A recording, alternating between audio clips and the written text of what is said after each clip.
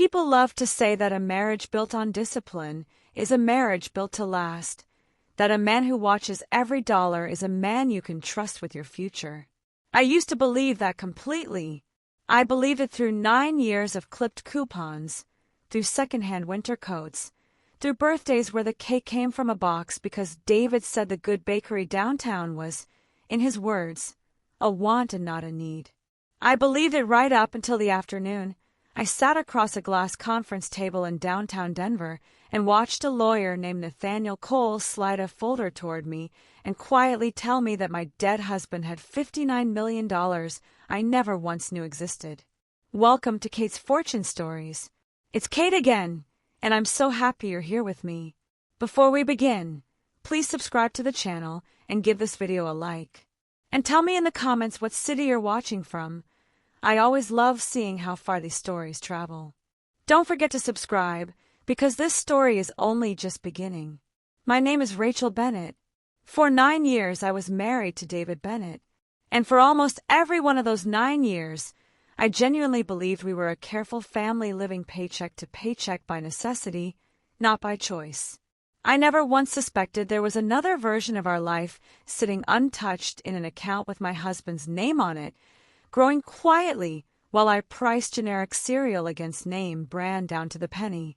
We lived in a narrow 2-story rental on the edge of Pittsburgh, Pennsylvania, the kind of house with a furnace that groaned all winter and a porch step David kept meaning to fix and never did because, he said, we needed to be smart with money right now. I worked 12-hour shifts as an emergency room nurse at a hospital 15 minutes from our house, the kind of job where you come home too tired to argue about anything, including a budget you never got to see in full. David managed logistics and inventory for his family's business, Bennett Family Hardware, for stores scattered across the western Pennsylvania suburbs that his late father had built from a single storefront, and that his older sister Karen now ran as majority owner. On paper, we looked exactly like what we were supposed to look like. A hard-working young family being sensible. That was the story I told my coworkers, the story I told my own sister when she asked why we never took a real vacation, the story I told myself at 2 a.m. wondering if we would ever get ahead. It was, I would later learn, a story David had built with a precision that still takes my breath away, for reasons I had no knowledge of until it was far too late to ask him why. Looking back, there were signs. There are always signs. You simply do not want to read them while you are still living inside the life they describe. The first sign came about 3 years before David died, at his mother Linda's house for a Sunday dinner none of us particularly wanted to attend. Karen made an offhand comment about David being the responsible one, the one who never let a dollar slip through his fingers, unlike some people, she added, glancing at her own husband, who had recently lost money in what she called an unfortunate stock situation. David laughed along, the way you laugh at a joke you have heard many times before, but his hand tightened slightly around his fork, just for a second, just long enough that I noticed and then talked myself out of noticing. The second sign was quieter. David kept a locked gray filing box in the crawl space above our garage, not in the house, not in any drawer we used casually. He said it held old tax documents and hardware store paperwork he kept for Karen's accountant. He said it lightly, the way you say something you have rehearsed enough times that it no longer sounds rehearsed to anyone but you. I let it go, because David was not a man who did things dramatically. He was steady, quiet, careful with his words the way he was careful with money. The third sign, the one I think about the most now, was money itself, or rather the complete silence around it in 9 years of marriage. I had access to our joint checking account, the one that paid rent and groceries and my student loan payment. David handled everything else, retirement accounts, insurance, taxes, anything with a longer horizon than the next 30 days. He said it was simply easier that way, said it with a small, apologetic smile that made it sound like he was sparing me a burden instead of building a wall. We had a son, Owen, 6 years old when David died, with his father's same watchful brown eyes and my own stubborn streak. For most of his short life, He heard the phrase, maybe next year, more often than any child should. Birthday parties were small. Christmas was modest and practical. When Owen asked for a real basketball hoop for his 6th birthday, the kind that bolted into the driveway, David sat him down gently and explained that money was tight this year, that we would think about it for his next birthday instead. I stood in the kitchen doorway watching that conversation happen, feeling the same familiar guilt I had felt for years, certain that my son was going without because we genuinely did not have enough.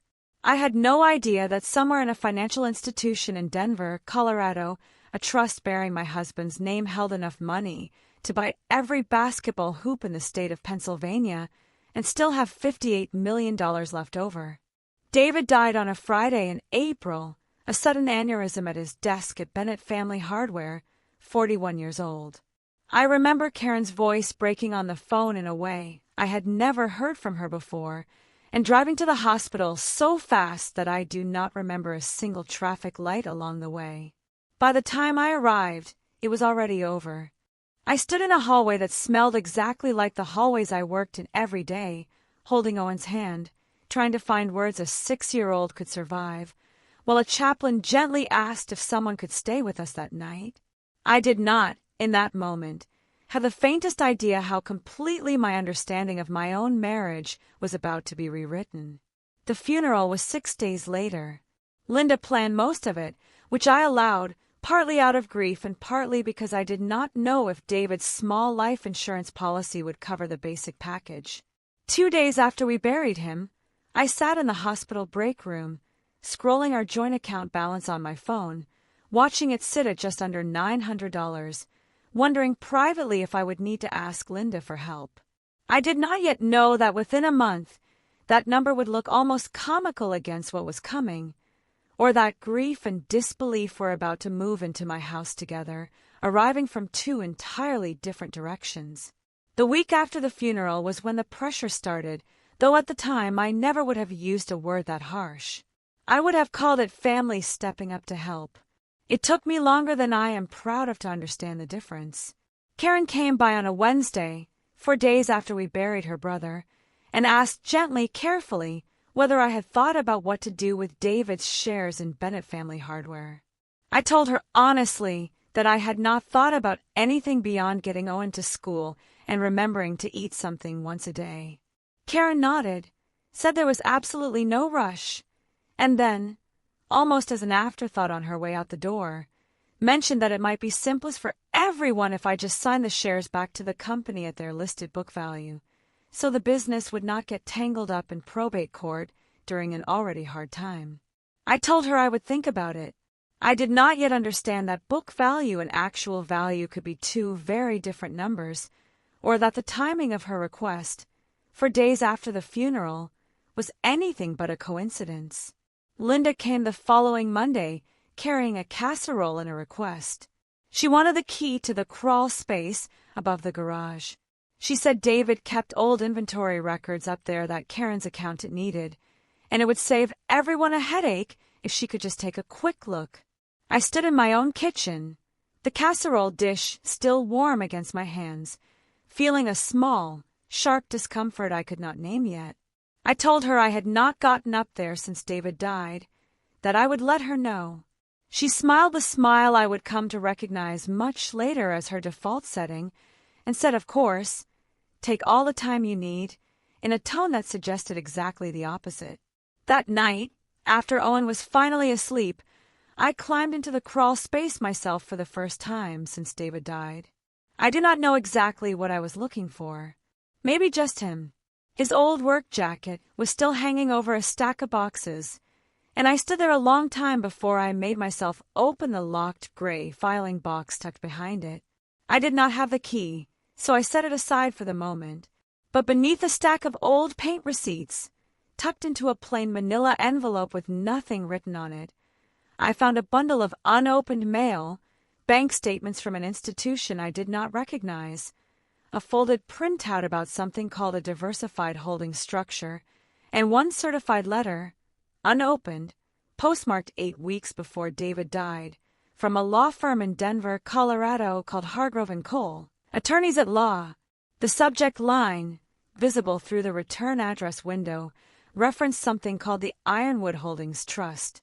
I sat on the plywood floor of that crawl space for a long time staring at that envelope.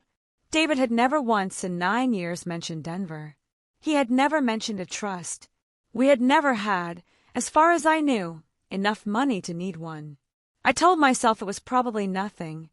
A mass mailing addressed personally, the kind of thing that looks urgent and means nothing at all. I put it in my scrub pocket anyway. I do not fully know why, except that some old instinct told me not to leave it somewhere Linda might find it. The following week, I met with an estate attorney for the first time in my life. Her name was Monica Reyes, and I found her through a fellow ER nurse whose own father had passed the year before.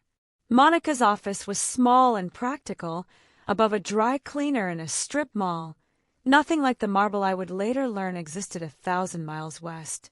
She was warm but direct, the kind of person who takes notes while you're still talking instead of after. We went through the basics first. David's will, drafted 7 years earlier, left everything to me, standard language, nothing complicated. The house we rented had no equity at all.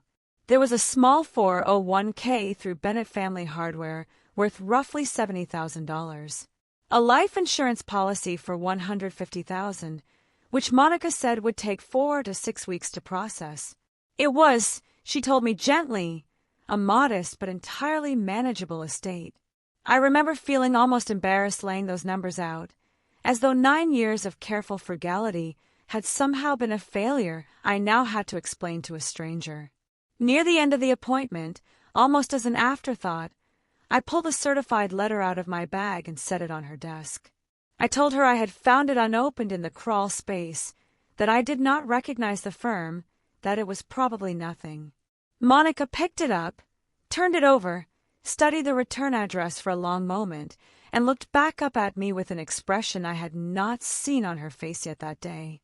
"Rachel," she said carefully, "certified mail from an out-of-state law firm referencing a trust is not typically nothing. Do you have any working knowledge of what this might involve?" I told her I had none whatsoever. She said she strongly recommended I open it immediately, and if it referenced any active legal matter, that I call the number listed that same day if at all possible, because deadlines on trust and estate matters could be far shorter than people expected. I opened it in my car in the strip mall parking lot, engine off, April rain fogging the windshield. The letter was brief, formal, and completely disorienting. It stated that the firm of Hargrove and Cole represented the trustee of the Ironwood Holdings Trust, that David Bennett had been listed as its primary founding beneficiary, and that given recent changes to the trust status, the firm needed to speak with him at his earliest convenience regarding, in the letter's exact words, matters of considerable financial significance. I sat in that parking lot and read that sentence 4 times. I thought about generic cereal. I thought about Owen's basketball hoop.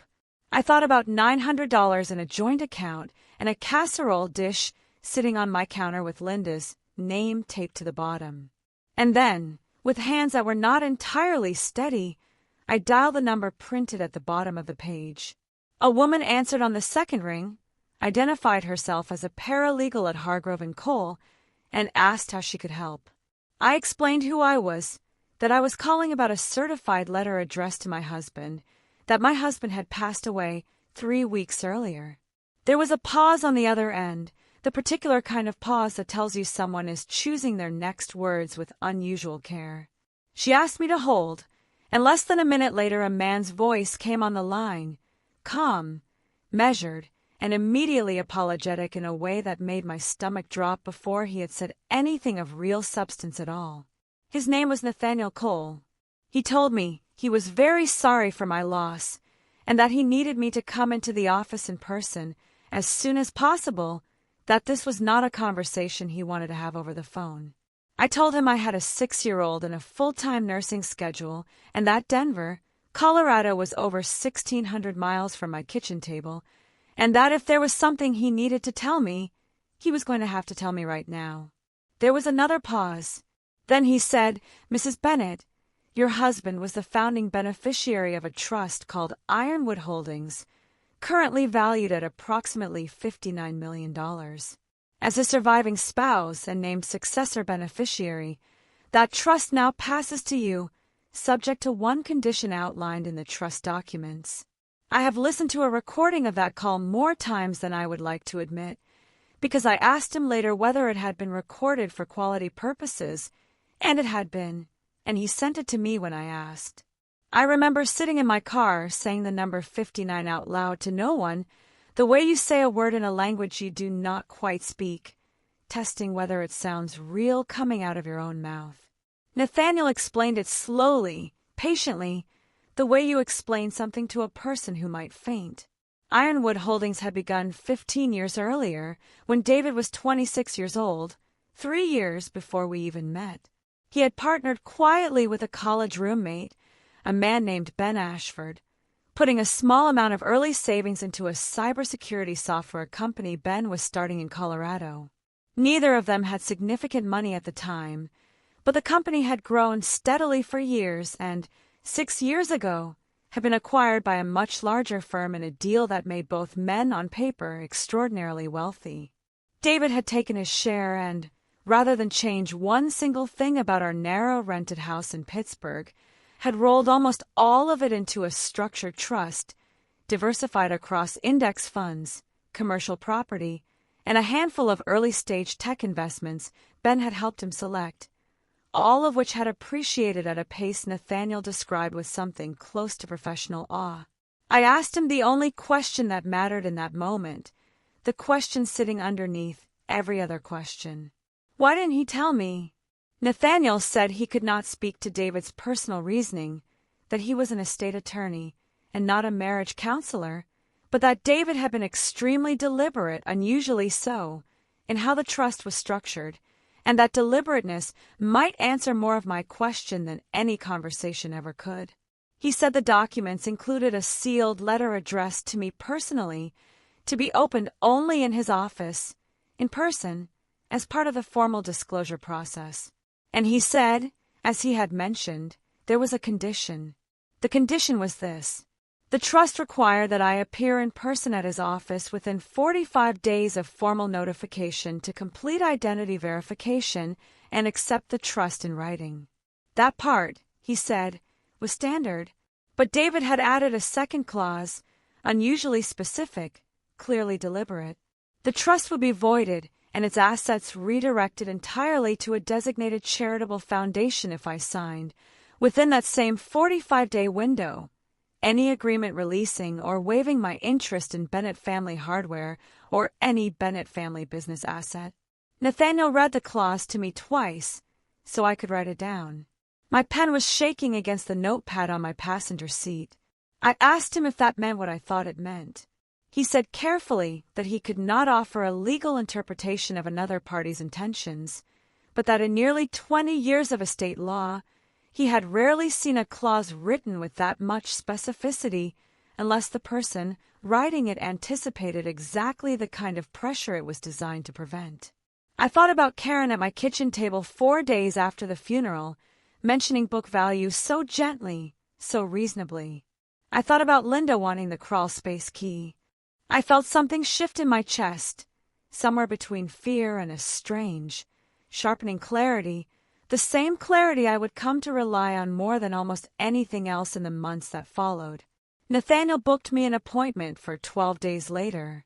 He told me to bring identification, a certified death certificate, and anything else David might have left behind regarding the trust. I thought of the manila envelope in the crawl space, the bank statements I had not yet opened, the locked gray filing box I still did not have the key to. I told him I would bring what I had. I did not sleep that night.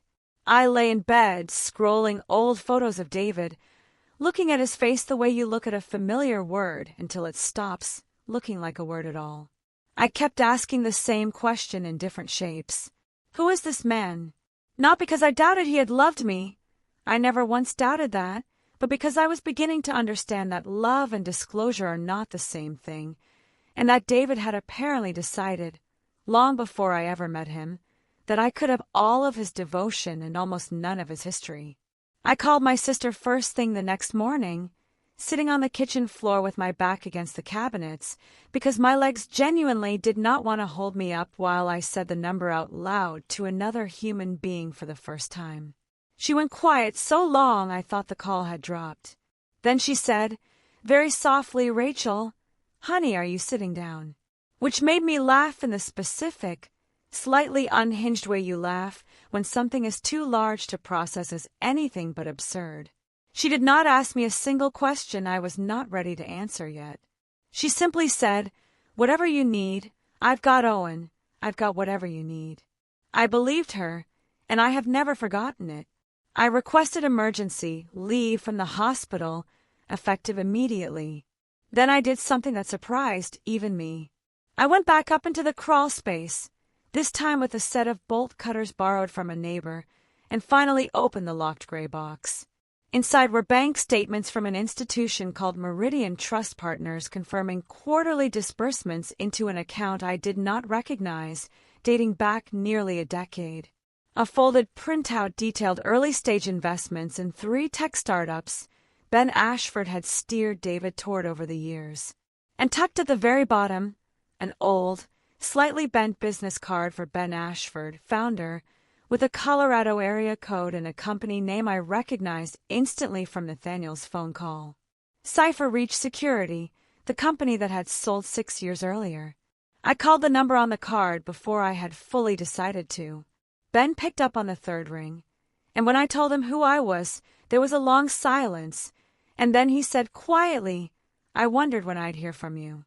He told me he had read about David's death in an alumni newsletter a mutual friend had forwarded him, that he had wanted to call, that he had not known what he was allowed to say, that David had sworn him to a kind of silence years ago that felt, Ben admitted, increasingly strange to keep now that David was gone. Ben and I talked for nearly 2 hours that afternoon, and what he told me rearranged everything I thought I understood about my own marriage. David's father, Ben explained carefully, had trusted his own younger brother, David's uncle, with managing Bennett Family Hardware's books for almost a decade, and that uncle had quietly embezzled from the company for years before it was ever discovered, nearly bankrupting all 4 stores at once. To cover the shortfall and keep the family business afloat, Linda had quietly liquidated a small education trust David's grandfather had set aside specifically for his college tuition, without asking David, without even telling him until years afterward, presenting it to him as a family sacrifice he should be grateful for rather than a theft he was entitled to be furious about. David had been 18. He had taken out loans instead, worked 2 jobs through college, and never once, Ben said, spoke about it as though it had wounded him, though clearly it had, because he built the rest of his financial life like a fortress specifically designed to make sure it could never happen to him again. When Cipher Reach sold, Ben said David had been almost frighteningly calm about the money, far more interested in structuring it, so that no one, and Ben repeated the word, no one, could touch it without his explicit, deliberate consent, than in enjoying a single dollar of it himself. Ben had asked him once, half joking, whether he planned to tell his wife, and David had gone quiet in a way Ben described as unlike him, and said, "Only when the timing is right, when I've got the exit built." Ben did not know exactly what that meant at the time. He knew more now. In the 2 years before he died, David had quietly begun researching a move west, private schools outside Denver, a full and formal withdrawal of his name from Bennett Family Hardware's ownership structure. And Ben said, almost as an afterthought that landed on me like a stone, that he had discreetly wired David money twice in the past 3 years to cover what David described only as a family situation with Karen, which Ben strongly suspected, from things David had said in passing, involved reckless day trading losses Karen had been hiding from her own husband. The same pattern repeating itself 1 generation later, quietly, invisibly, the way patterns do in families that have learned never to speak about the thing that is actually happening. David had been building a door out. He simply had not opened it yet. I sat with that for a long time after Ben and I hung up. Not anger exactly, though there was some of that too, tangled up with something closer to grief for a version of my husband I had never gotten to fully meet. A man who had spent 15 years, quietly protecting a fortune and a family history he had never once let me see the full shape of. I booked a flight to Denver for 2 days later. Before I left, I made one more stop at Monica's office to make absolutely certain that in the 12 days since Karen's gentle request about the shares, I had signed nothing, agreed to nothing, and given the Bennett family no foothold at all. Monica confirmed what I already suspected. I had not signed a thing, not even the informal text message Karen had sent outlining next steps for the shares, which I had left unanswered out of exhaustion rather than strategy, and which now, in hindsight, felt like the first small stroke of luck I had had in weeks. Monica read the trust condition Nathaniel had described to me over the phone and went very still. "This wasn't written by someone who trusted his family," she said quietly. "This was written by someone protecting you from them specifically, years in advance." She advised me not to mention the trust to Linda or Karen under any circumstances until it was formally, legally mine. Not a hint, not a number, nothing. "Once they know what's at stake," she said, "the tone of every conversation you have with them is going to change. Let it stay unchanged for as long as you possibly can." I tried. I genuinely tried. But Linda, it turned out, did not need to know the number to sense that something had shifted. She came by the evening before my flight, unannounced, the way she always seemed to arrive exactly when I least wanted company. She said she had heard from a friend at the hospital that I had taken sudden leave and wanted to make sure everything was all right, wanted to know if something was going on she should be aware of. I told her I had some personal matters to handle out of state, nothing more. She studied my face the way you study a blueprint for the flaw you already suspect is there, and then pivoted smoothly, in the way I would come to recognize as her signature move, straight into the topic she had actually come to discuss.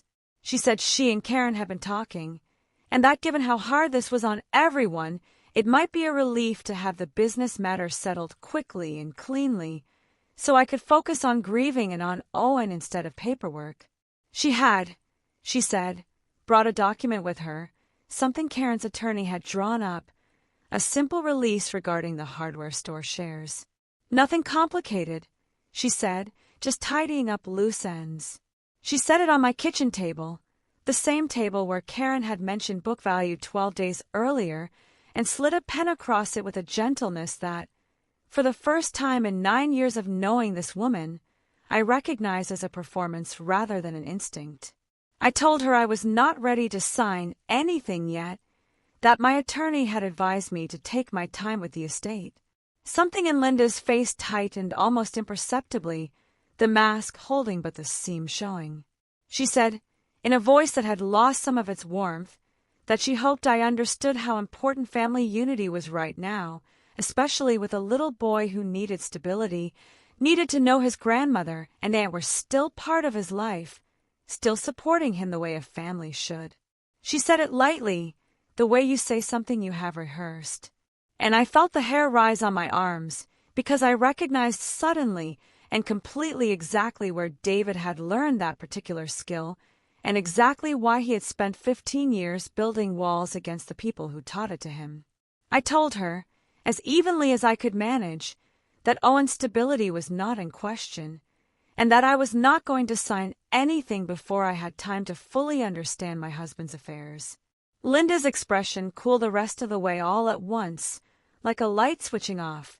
"You're making this harder than it needs to be, Rachel," she said, standing, gathering the unsigned document back into her purse with brisk, efficient movements.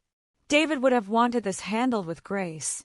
I did not tell her that I now had reason to believe David would have wanted almost the exact opposite, that he had spent a fortune's worth of careful, quiet planning making sure Grace, as she defined it, was never going to be an option available to her again. She left without the casserole pretense this time, without any of the softness. I stood in my kitchen for a long time afterward watching her car pull out of the driveway, feeling the particular kind of cold that comes from realizing a mask has finally come off, even if only for a few seconds, even if it would go right back on the next time we spoke. Karen called that night, her tone entirely different from her gentle kitchen table request 12 days earlier. She said she had heard I was refusing to cooperate, said the stores had obligations, payroll, vendor contracts, that tangled ownership created real problems for real employees who depended on the business for their livelihoods, and that she needed me to understand the shares were not really mine to hold on to indefinitely out of. She actually used this word, sentimentality. I told her I would have my attorney reach out to hers, and I hung up before she could say anything else. My hands were shaking again, but not, I noticed, from fear this time. From something closer to resolve settling into place, brick by brick, the same way I imagined David had built his fortress, one deliberate decision at a time. I flew to Denver the next morning.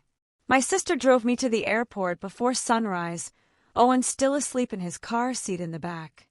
As she pulled up to departures, she reached over, squeezed my hand once hard, and said, "Whatever you find out there, you're going to be all right.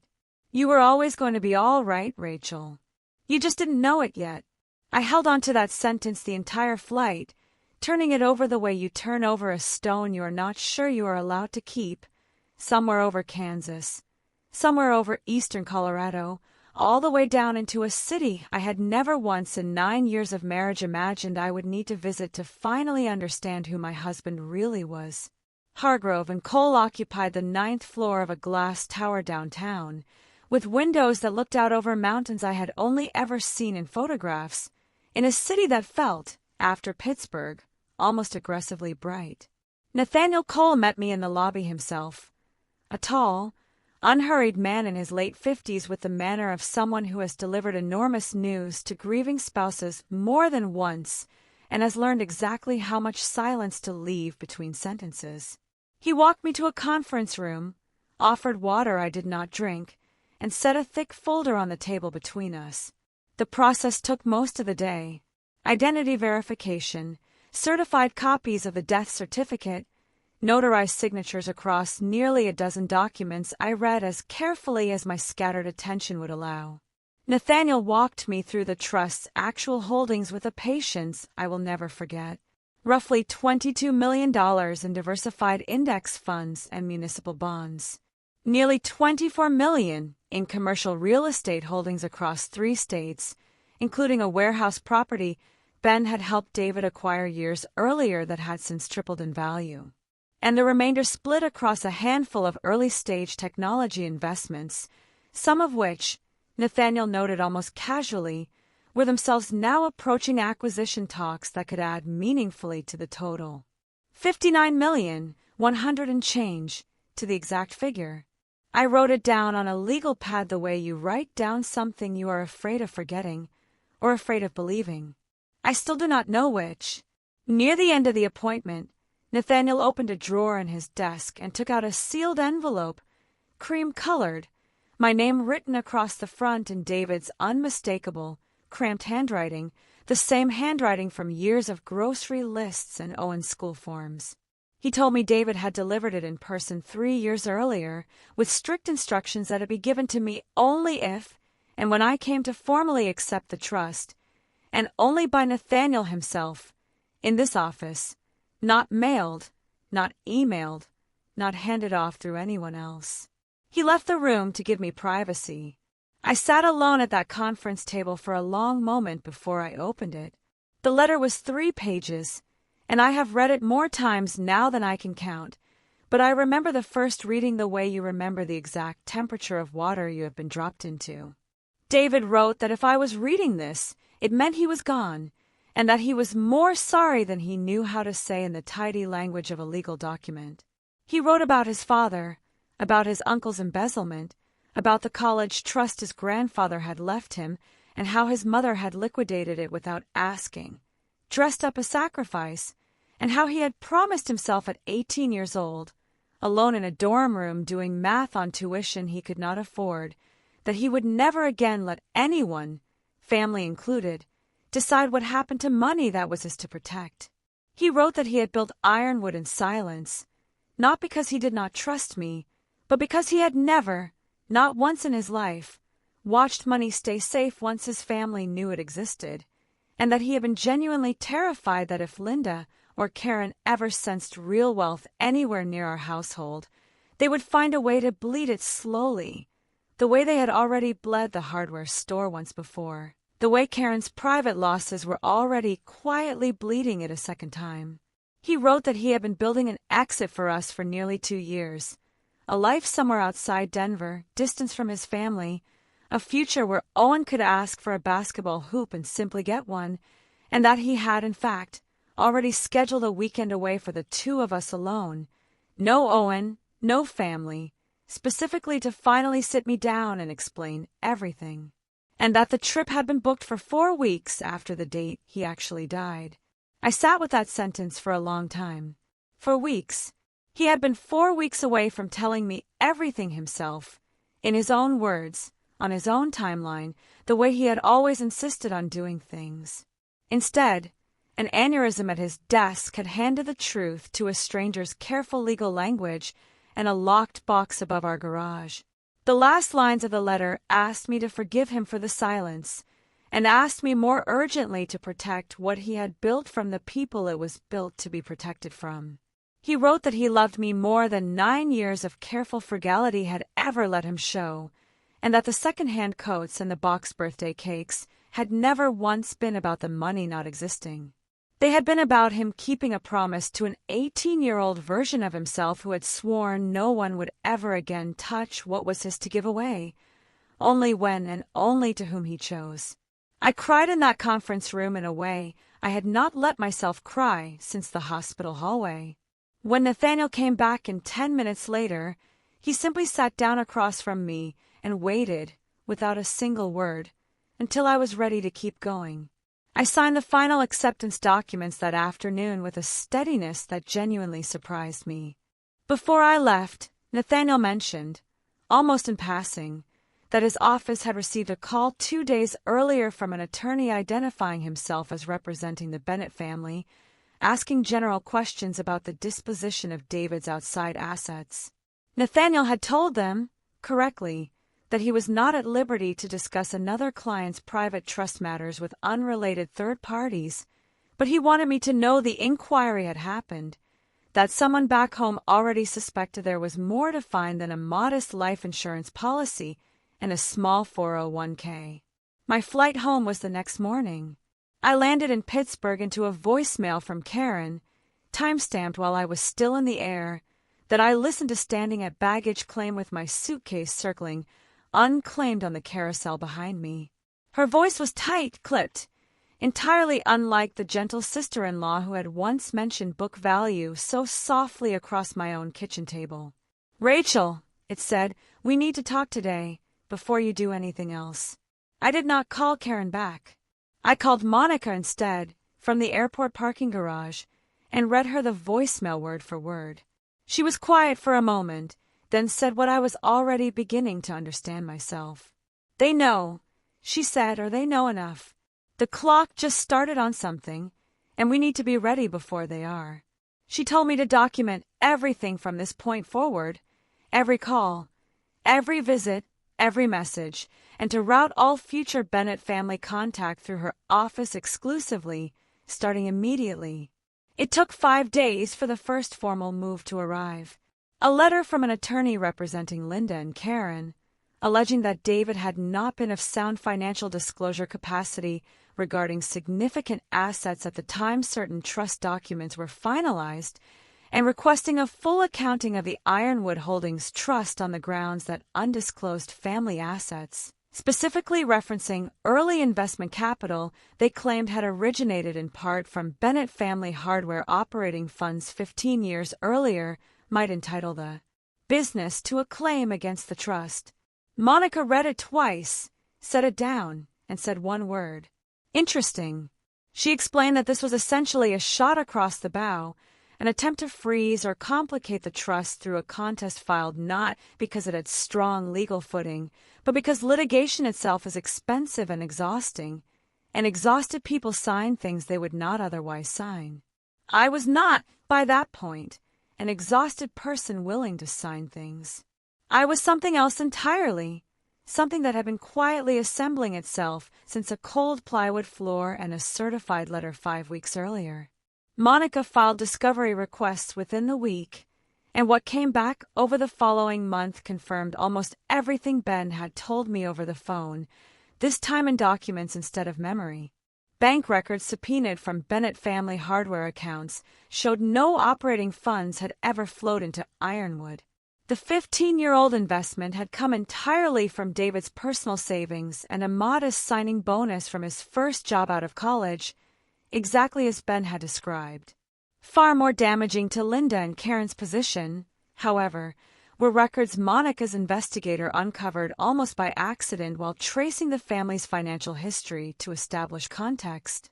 2 separate wire transfers from David's personal accounts to Karen over the previous 3 years, totaling just under $140,000, each one immediately preceded by a series of rapid, high-risk options trades in Karen's personal brokerage account that had wiped out nearly all of it within days. David had not just been quietly protecting his fortune from his family.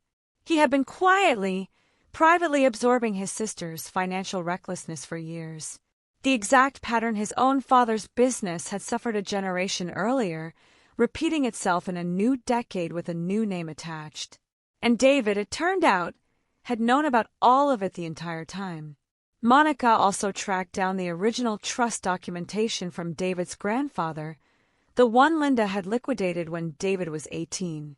It still existed, buried in an old probate file from over 2 decades earlier, showing a clear, unambiguous designation naming David as sole beneficiary of an education trust that had been dissolved 4 months before his freshman year of college, with the proceeds transferred, per Linda's signature as then guardian of the account, directly into Bennett Family Hardware's operating fund to cover the shortfall left by David's uncle's embezzlement.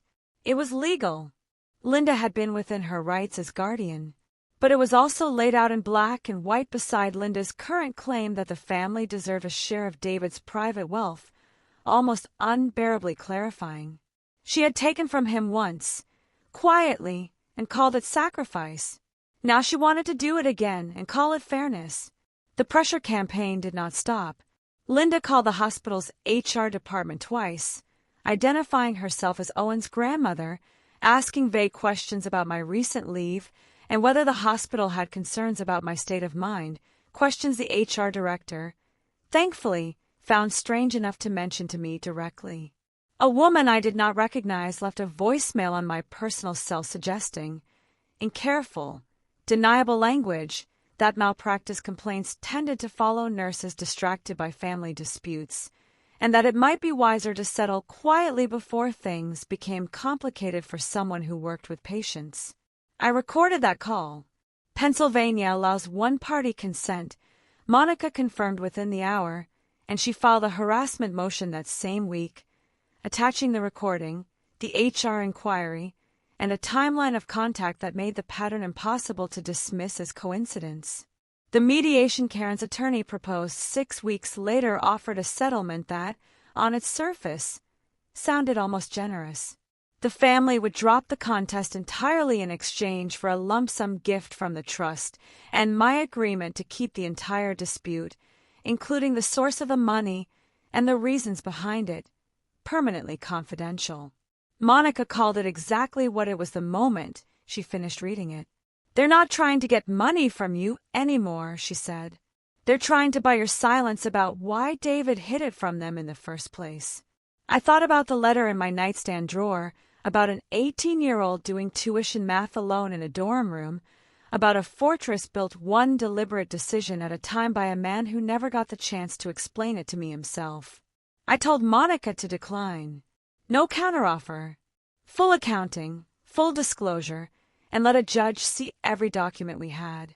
We never made it to trial.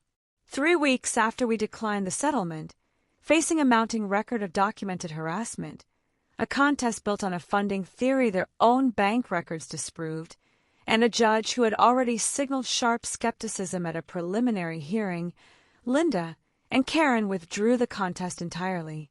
Monica called to tell me on a Thursday afternoon while I was standing in Owen's school hallway waiting to pick him up. I remember having to lean against a row of tiny coat hooks, my knees suddenly unreliable, while she read me the filing over the phone. David's letter had asked me to protect what he built. I had done it. It had taken 5 months, 3 attorneys, and more courage than I knew I had, but I had done exactly what he never got the chance to do himself.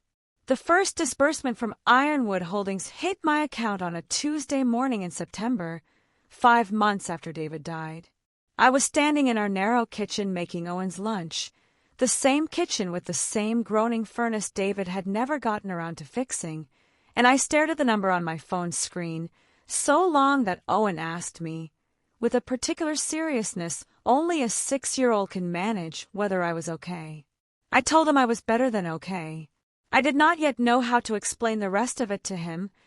Not really. Not in a way a first grader could hold on to. So I just picked him up, both of us still in pajamas, and spun him around the kitchen until he was laughing too hard to ask any more questions. I did not move to Denver in the end, though I thought about it for a while. David's unfinished plan had been built for a version of our life that ended before it could begin, and I decided somewhere in that long, strange summer that I wanted to build my own version instead of finishing someone else's, even someone I had loved as completely as I loved him. I stayed in Pittsburgh. I bought a different house 8 months later, in a neighborhood with better schools and no memories waiting behind every door, with a furnace that works exactly the way it is supposed to. I kept working at the hospital for another year, not because I needed the paycheck anymore, but because I was not ready to stop being the nurse who could get a scared kid to laugh in triage, no matter what anyone in the parking lot thought they knew about my bank account. I resigned eventually, not out of restlessness, but because I started something new, a small foundation funded modestly out of the trust that provides emergency tuition grants to students whose families hit exactly the kind of financial wall that 18-year-old David hit alone in a dorm room, doing math on money that had been taken from him without his consent. I named it, with Ben's blessing and a fair amount of both our tears, the Ironwood Fund. It felt like the truest way to extend David's promise to himself outward, to strangers he never got the chance to help directly. Linda and Karen I have not spoken to since the contest was withdrawn, aside from the custody-adjacent civility required for Owen's sake around occasional holidays, arranged carefully through attorneys rather than casseroles. Bennett Family Hardware, I heard through a mutual friend who still has friends who have friends, struggled through a difficult year after the ownership dispute became impossible to keep entirely quiet in a region the size of ours. And Karen, I am told, eventually sought help for what she now openly calls a gambling problem with derivatives, which I found I was able to feel something almost like relief about, even after everything, because David, I think, would have wanted that far more than he ever wanted an apology aimed at me. Ben Ashford flew out for Owen's 7th birthday, 8 months after that Tuesday morning in my kitchen, and brought with him a box of old photographs I had never seen. David at 26, thin and serious and impossibly young, standing outside a rented office space in Denver with Ben's arm slung over his shoulder, both of them grinning at a future neither of them could have accurately predicted yet. Ben told me stories about David's 20s I had never known, stories from a decade before I existed in his life. I sat on my back porch that evening after Owen had gone to bed, looking through those photographs, and felt something settle in me that I do not think I had fully had until that moment. Not closure exactly. Something steadier than that. Something closer to completion. I still have the letter. It lives in a fireproof box in my closet now, not a nightstand drawer, and I read it every year on the anniversary of the day I opened it in Nathaniel Cole's conference room, sitting alone at that long table with mountains outside the window I still could not properly name. I used to think David's silence was the thing that defined the last chapter of our marriage, the secret that outweighed everything that came before it. I do not think that anymore. I think the silence was a scar from something that happened to him decades before we ever met, and I think, in his own careful, imperfect, maddeningly indirect way, he spent 15 years trying to make sure that scar never became mine to carry. Or Owen's. He did not get to finish the job the way he wanted to, but he built the walls strong enough that I could finish it for him. Owen is 7 now, asking increasingly complicated questions about his father that I answer as honestly as a 7-year-old can absorb. A little more of the truth added each year. The way you build something slowly and deliberately, one honest layer at a time. He has a basketball hoop bolted into the driveway now, the exact model he asked for at 6, and beside it, a second, smaller one he outgrew within a year and refuses to let me donate, because it was, he informed me solemnly last spring, the first one Dad would have wanted me to have. I did not correct him. Some truths do not need correcting. They just need room to grow into themselves. If this story taught me anything, it is this. The people who love us do not always show us the whole shape of themselves, and sometimes the silence is not about what they are hiding from you. It is about what they are trying to protect you from, even when they get the method wrong. Even when it costs both of you more than it should have. I wish David had trusted me with his fortress while he was still alive to walk me through it himself. I understand now, in the deepest and most complicated way I know how, exactly why he built it in the first place. Thank you for listening to this story with me here on Kate's Fortune Stories. If Rachel's story moved you, if you found yourself wondering what you would do sitting on that cold garage floor staring at a certified letter you never expected to open, let me know in the comments. I read every single one, and I always love hearing which of these stories stays with you the longest. And if you haven't yet, please subscribe to the channel and give this video a like. It truly helps the story find the people who need to hear it. Tell me in the comments what city you're watching from, because I love seeing just how far these stories travel. Don't forget to subscribe, because there's always another story waiting. Thank you for being here with me. I'll see you in the next one.